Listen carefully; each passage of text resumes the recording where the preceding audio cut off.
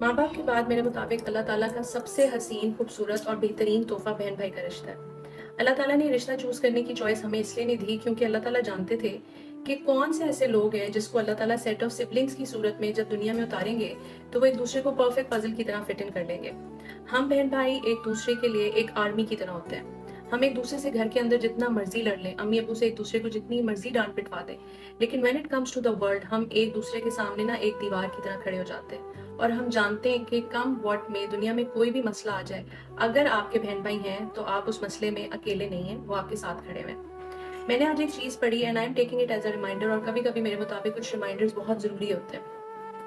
As per Quran पाक, क़यामत के बाद जन्नत में हम अपने माँ बाप को भी मिल लेंगे, हम अपनी औलाद को भी मिल लेंगे और मियाँ बीवी एक दूसरे को भी मिल लेंगे, लेकिन जिस रिश्ते का मिलने का जिक्र नहीं है वो बहन भाई का रिश्ता है। अगर आप इस चीज़ को समझ लें तो आप समझ जाएंगे कि बहन भाइयों के पास बहुत महदूद टाइम है जो कि इस दुनिया और इस ज़िंदगी तक का है। जब माँ बाप हयात होते हैं ना तो माँ बाप बहन भाइयों का एक फोकल पॉइंट होते हैं। हम लोग ना एक अनसीन डोर या धागे से बंधे होते हैं और वो धागा हमारे माँ बाप के हाथ में होता है। लेकिन जब माँ बाप चले जाते हैं ना तो वो धागा टूट जाता है, वो फोकल पॉइंट हिल जाता है। फिर बहन भाई ना एक दूसरे को कॉन्शियसली और डेलिबरेटली चूज करते हैं। क्या आप ये समझ सकते हैं कि वो लोग हैं जिन्होंने आपको बचपन में बेपनाह डांट पिटवाई है, लेकिन ये वही लोग हैं जो आपको किसी और के सामने कमतर या झुका हुआ नहीं देख सकते। ये नहीं देख सकते कि आप जिंदगी की कोई जंग हार गए। ये आपके लिए अपने मियाँ बीवी से लड़ जाते हैं, शायद कभी कभी आपकी वजह से अपने बच्चों को पीछे कर देते हैं। शायद हम ये फील भी नहीं करते क्योंकि वो हमें फील होने नहीं देते, और जब हमें वो ये चीज़ें फील नहीं होने देते तो ये हमारी रिस्पॉन्सिबिलिटी भी है, छोटों की रिस्पॉन्सिबिलिटी भी है कि वो अपने बड़ों की एफर्ट्स को, सेक्रीफाइसेस को अंडरस्टैंड करें और फॉर ग्रांटेड ना लें।